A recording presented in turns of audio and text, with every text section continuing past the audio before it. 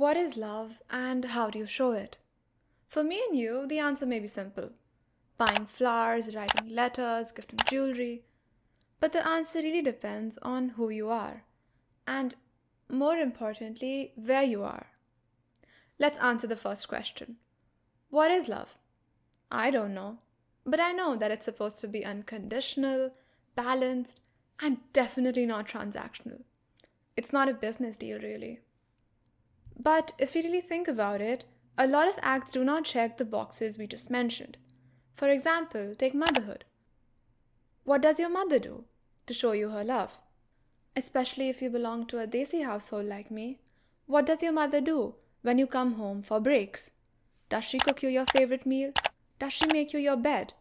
What would happen if she didn't do all of these things? Take a step back and imagine a bigger picture.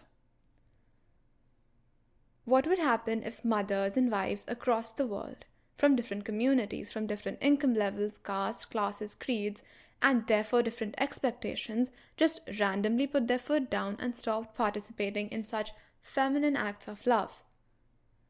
Of course, households would completely break down. But more importantly, would they be still called devoted wives and mothers? When we say a wife or a mother shows love through cooking or cleaning, what we are really saying is domestic labor is how women prove their devotion. But duty and love are not the same. For millions of people, love isn't a choice. It's more like a job requirement. And if you don't clock in, you get shamed, abused, beaten, and even killed. Let me give you some context.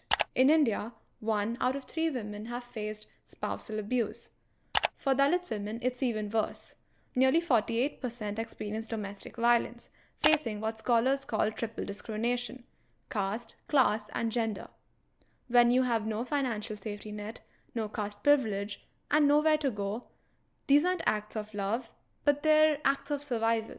Loving freely is an act of privilege. I'm not saying that mothers don't love their children. I'm also not saying that household work is inherently oppressive. The problem isn't the act, it's the conditions attached to it. There's a world of difference between cooking for someone because you want to and cooking 3 meals a day because you're expected to. This is why tradwife content is so insidious. These women post about choosing domesticity while making money off that content, which is literally financial independence. They can opt out anytime, that's their privilege. For the 17-year-old girl forcefully married because refusing would dishonor the family, there is no opt-out. For the woman who is punished for leaving the house, there is no choice.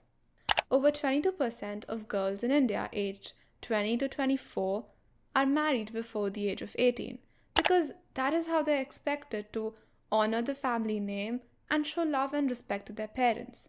This love and false sense of honor is pushed onto them. And yes, men face patriarchal obligations too. The son pushed into the family business, the gay man forced into a heterosexual marriage, the burden of being the sole breadwinner of the family. But when we talk about domestic labor specifically, it's overwhelmingly women whose love is measured by how much unpaid labor they perform. Real love requires the freedom to choose, the freedom to say no, the freedom to let go, the freedom to express yourself in ways that you want to, not how society demands you to.